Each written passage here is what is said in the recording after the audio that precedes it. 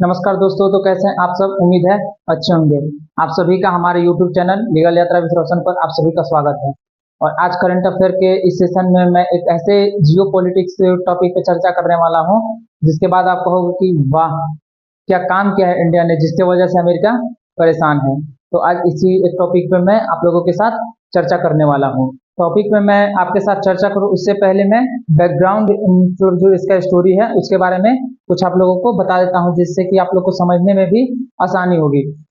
बात है गुरपवन सिंह पन्नू, जो खालिस्तानी समर्थक है, जो हमेशा से कहता रहता है कि जो भारत से है जो है खालिस्तान अलग कर देगा। वो बार बार ऐसा धमकी देते रहता है और वो हमेशा कहता रहता है कि हम भारत से मतलब खालिस्तान को अलग कर देंगे। उसी गुरपवन सिंह पन्नू को कोई एक भारतीय मूल का व्यक्ति निखिल गुप्ता मारने के लिए जाता है और मारने के लिए जाता है और वो अमेरिका में उसे अमेरिकन पुलिस के द्वारा वो पकड़ा जाता है। और जब पकड़ा जाता है तो अमेरिकन पुलिस इसके बाद जो है जब चार्जशीट फाइल होता है तो उसके जरिए क्या बोलती है कि उसे यानी कि पन्नू को मरवाने के लिए किसी एक जो है भारतीय सरकार में जो रह रहे एक अधिकारी, वरिष्ठ अधिकारी जो फील्ड ऑफिसर हैं, उनमें से किसी एक ने उन्हें मारने के लिए भेजा था। यानी कि निखिल गुप्ता को कोई एक बड़े अधिकारी जो है मारने के लिए बोले थे कि जा करके तुम पन्नू को मार दो। और उसके बदले में वहां पे बोला गया, चार्जशीट में बताया गया कि यदि वो मार देते तो उनके बदले में उसे बोला गया था कि तुम्हारे ऊपर जितने भी चार्जेस लगेंगे मैं हटवा दूंगा और तुम्हारे ऊपर रहम बरसा दूंगा। वो वरिष्ठ अधिकारी सीसी वन नाम से जो है वो अधिकारी हैं, उनके बारे में बताया गया कि वो किसी वरिष्ठ अधिकारी हैं जो यहाँ पे मारने के लिए निखिल गुप्ता को मतलब पन्नू को मारने के लिए निखिल गुप्ता को भेजे थे। ठीक है, यहाँ तक तो आप समझ गए। और मैं आपको बता दूं कि इसी बात को लेकर के जो है अमेरिका और भारत में जो है मनमुटाव का रिलेशन हो गया है। मतलब दोनों देशों का जो संबंध है वो मनमुटाव हो गया है संबंधों में। और इस बात पे जो है फिर जो गवर्नमेंट का जो भारतीय सरकार का है इस पे क्या जवाब आता है मैं वो आप लोग को बताऊं कि मॉस्को कर रहा है मोदी जी के आने की तैयारी। अब आप बोलोगे कि ये कैसा जवाब है, ये कैसे जवाब है? तो सब्र करो, सब जवाब मिलेगा। थोड़ा धीरज रखो। जहां अमेरिका ने भारत को रसिया के खिलाफ करने में पूरी एड़ी चोटी की दम लगा दी और कुछ हद तक तो ऐसा हुआ कि मतलब कामयाब भी हो गए थे खिलाफ करने में, लेकिन वही अब हाथ से निकले जा रहे हैं। और खुद ये रसिया ने स्वीकार किया है कि अगले मंथ के प्रथम या द्वितीय यानी कि फर्स्ट या सेकेंड वीक में प्रधानमंत्री जी मॉस्को में पधारेंगे। अब आप सोच रहे हो कि यार प्रधानमंत्री जी तो मॉस्को ही जा रहे हैं, रसिया ही जा रहे हैं, तो इसमें अमेरिका को क्या मैसेज है? इसमें अमेरिका को क्या मैसेज मिलेगा कि मतलब इंडिया जो है उनके सामने झुकेगा नहीं? ये आपको अब समझ में आएगा। तो मैं अब आपको बता दूं कि इससे पहले मोदी जी जो है 2019 में गए थे रसिया। और जो है इसके बाद से जो है मोदी जी फिर नहीं गए। यानी कि आप एक बात ध्यान में रखो, 2019 में गए, इसके बाद जो है अब 2024 में यानी कि 5 साल बाद जाने वाले हैं। तो भी आप एक तरह से अपने माइंड में जो है पॉइंट ऑफ व्यू क्रिएट कर सकते हो। और मैं आपको बता दूं कि जो रसिया और इंडिया का बीच का जो रिलेशन है, डायरेक्ट रिलेशन 3 साल से रुका हुआ है। आप समझ सकते हो कि 2022 के बाद से ये 2021 के बाद से जो है रिलेशन रुक चुका है, डायरेक्ट रिलेशन जो होता है इंडिया और रसिया के बीच। और वहीं जो रसिया है वो बाहर अपने राष्ट्रों के साथ मतलब राष्ट्र में विजिट कर रहा है और अपने जो भी पक्ष में उनके दोस्त हैं उन लोगों को एकजुट कर रहा है, एक साथ ले रहा है। और इसी बीच में मैं आप लोगों को बता दूं कि 2000 में इंडिया और रसिया के बीच एक मतलब एक समझौता हुआ था जिसमें था कि दोनों देश हर साल जो राष्ट्राध्यक्ष होंगे दोनों देश के वो मिलेंगे। यानी कि आप एक तरह से ये समझ लीजिए कि दोनों देशों के बीच में इतना प्यार, इतना मेल मिलाप आ गया था कि दोनों देशों ने ये मतलब अपनी तरफ से तैयारी किया कि हर साल जो है राष्ट्राध्यक्ष मिलेंगे।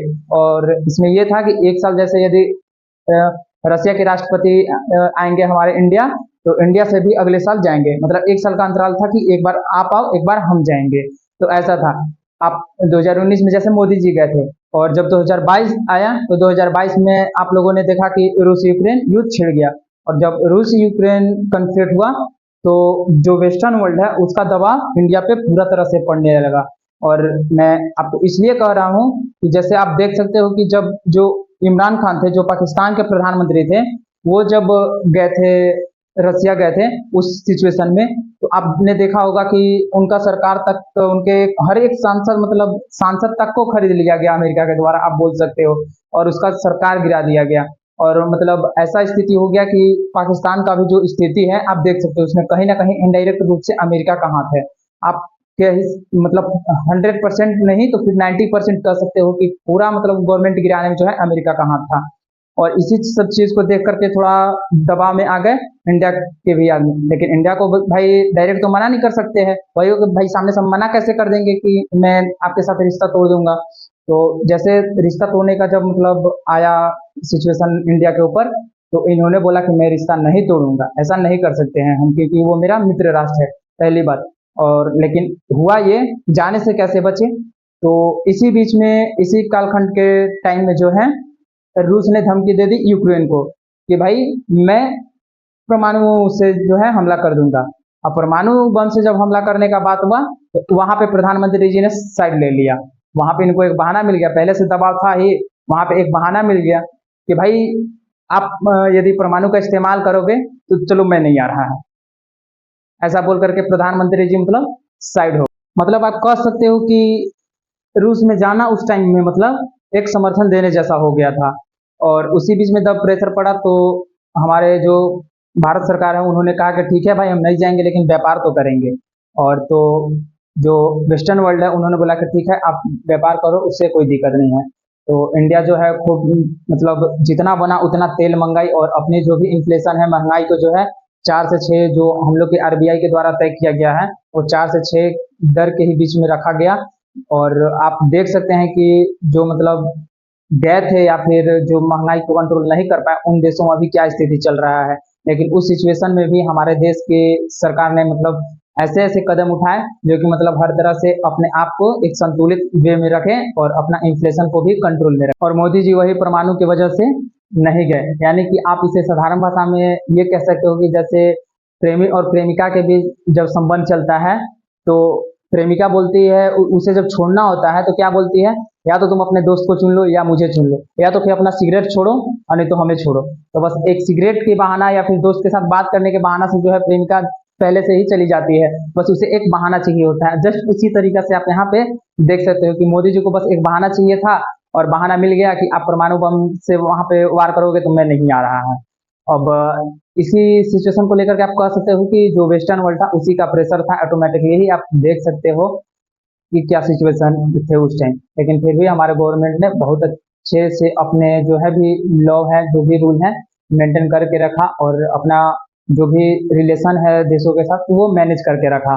फिर 2023 में जो है पुतिन जी को इंडिया आना था, लेकिन 2023 में भी वो नहीं आए। यहाँ तक कि G20 समिट जब हो रहा था उस टाइम में भी नहीं आया। उस टाइम में जो है रसिया की तरफ से उनके विदेश मंत्री जो सर्गेई लेवरोव हैं वो आए थे, लेकिन पुतिन जी नहीं आए। और इसी बीच में इंडिया देख रहा है कि जो रसिया के जो प्रेसिडेंट है यानी कि पुतिन जी जो हैं वो अभी निकले हुए हैं मतलब वर्ल्ड टूर पे, एक तरह से आप कह सकते हैं कि निकले हुए हैं राष्ट्रों के टूर पे, राष्ट्र में विजिट कर रहे हैं अलग अलग राष्ट्र में, और जो भी उनके पक्ष में है उन लोग को एकजुट कर रहे हैं। अभी जैसे कि आप लोगों ने देखा होगा कि चाइना को मतलब काफी ज्यादातर चाइना का सपोर्ट मिला उन्हें और चाइना को सपोर्ट किया। फिर आप नॉर्थ कोरिया को देख सकते हैं, नॉर्थ कोरिया में फिलहाल में जैसे, फिर वियतनाम को सपोर्ट किया। ऐसे मतलब जो है उनके जो भी पक्ष में आ रहे हैं सबको एकजुट करते हुए जा रहे हैं। यहाँ पर इंडिया सोच रहा है भाई कि अमेरिका का देखो, अमेरिका का तो कोई भरोसा ही नहीं है, ये हमेशा जो है बार्गेनिंग करने पे ही रहता है, इसका कोई भरोसा नहीं है। इसका मतलब एक तरह से आप बोल सकते हो कि कुत्ते की दुम जैसे, यानी कि जो पूंछ होता है उस तरह का हो गया कि कभी एक एक जैसा रह ही नहीं सकता है, हमेशा हिलडुल हिलडुल करता ही रहेगा, इसका कोई भरोसा ही नहीं है। आप जैसे कह सकते हो कि किसी भी रिलेशनशिप में जब कोई भी आदमी आता है तो देखता है कि भाई अगला का नेचर कैसा है।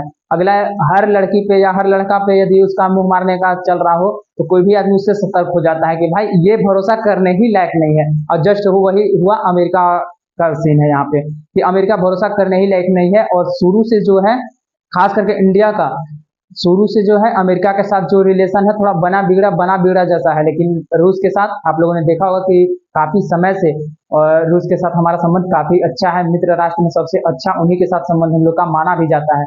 और उन्होंने हेल्प भी किया है, और जो इंडियन भी है उन्होंने भी रसिया का हेल्प किया, ऐसा नहीं है, दोनों देश काफी अच्छे मित्र रहे हैं। लेकिन यहाँ पे तो अमेरिका का कोई मतलब भरोसा ही नहीं है, कब आएगा कब जाएगा।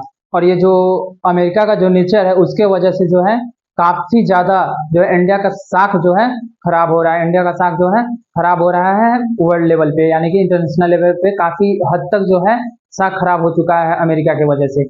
और आप ये देखो कि कनाडा एक ऐसे नासूर को पाल रखा है जो कि इंडिया में अलगाववादी नेता के रूप में देखा जाता है।